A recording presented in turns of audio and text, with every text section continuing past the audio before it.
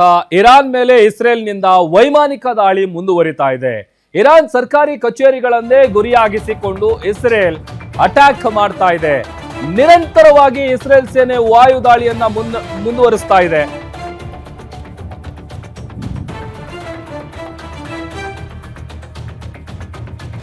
ನೋಡಿ, ಒಂದ್ ಕಡೆ ಇರಾನ್ ಪ್ರತಿ ದಾಳಿಯನ್ನ ಮಾಡ್ತಾ ಇದೆ. At the same time Israel ಮಾಡ್ತಾ ಇರುವಂತಹ ದಾಳಿ ಏನಿದೆ, ವೈಮಾನಿಕ ದಾಳಿ, ಅದು ಕೂಡ ಮುಂದುವರಿತಾ ಇದೆ.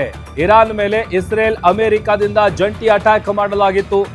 ದಾಳಿ ಮುಂದುವರೆದ ಬಗ್ಗೆ ಇಸ್ರೇಲ್ ರಕ್ಷಣಾ ಸಚಿವ ಕಾಡ್ಜ್ ಮಾಹಿತಿಯನ್ನ ಕೊಟ್ಟಿದ್ದಾರೆ. ಒಂದ್ ಕಡೆ ಇರಾನ್ ಎಲ್ಲೆಲ್ಲಿ ಅಟ್ಯಾಕ್ ಮಾಡ್ತಾ ಇದೆ, ಜೊತೆಗೆ ಯಾಕೆ ದುಬೈನ ಟಾರ್ಗೆಟ್ ಮಾಡಿಕೊಂಡು, ಕಾರಣ ಈಗ ಕತಾರು ಆಮೇಲೆ ಬೇರೆ ಬೇರೆ ಭಾಗ ಏನಿದೆ ಆ ಭಾಗದಲ್ಲಿ US ನ ವಾಯುನೆಲೆ ಎಲ್ಲೆಲ್ಲಿದೆ ಆ ಜಾಗಗಳನ್ನ ಪರ್ಟಿಕ್ಯುಲರ್ ಆಗಿ ಟಾರ್ಗೆಟ್ ಮಾಡಿಕೊಂಡು ಇರಾನ್ ಅಟ್ಯಾಕ್ ಅನ್ನ ಮಾಡ್ತಾ ಇರೋದು. ಬಟ್ ದುಬೈಲಿ ಯಾವುದೇ ರೀತಿಯಾದಂತಹ US ಗೆ ಸಂಬಂಧಪಟ್ಟಂತ ವಾಯುನೆಲೆ ಇಲ್ಲ.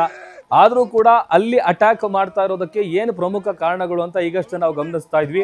ಅದರ ಜೊತೆಗೆ ಈಗ ಇಸ್ರೇಲ್ ಏನು ಈ ದಾಳಿಯನ್ನ ಮಾಡ್ತಾ ಇದೆ, ಅದು ಇರಾನ್ನ ಸರ್ಕಾರಿ ಕಚೇರಿಗಳನ್ನೇ ಪರ್ಟಿಕ್ಯುಲರ್ ಆಗಿ ಟಾರ್ಗೆಟ್ ಮಾಡಿಕೊಂಡು ಅಟ್ಯಾಕ್ ಅನ್ನ ಮುಂದುವರಿಸಿದೆ. ನಿರಂತರವಾಗಿ ಇಸ್ರೇಲ್ ಸೇನೆ ವಾಯು ದಾಳಿಯನ್ನ ಮುಂದುವರಿಸ್ತಾ ಇದೆ. ಇನ್ನು ದಾಳಿ ಮುಂದುವರೆದಿರುವ ಬಗ್ಗೆ ಇಸ್ರೇಲ್ ರಕ್ಷಣಾ ಸಚಿವರು ಇದಕ್ಕೆ ಸಂಬಂಧಪಟ್ಟಂತ ಮಾಹಿತಿಯನ್ನ ಕೊಟ್ಟಿದ್ದಾರೆ.